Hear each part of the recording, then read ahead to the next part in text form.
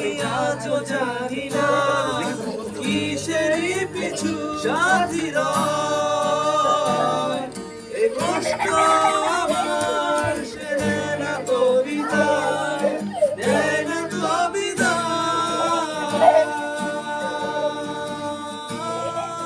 দেয় না কবিতা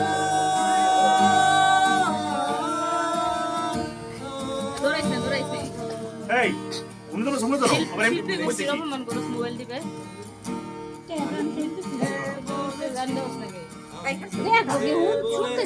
দেখতে বলেছি নিজেকে এক রূপকথার মতো বদলে যাবে জীবন শেষে আজ আমি সমাজ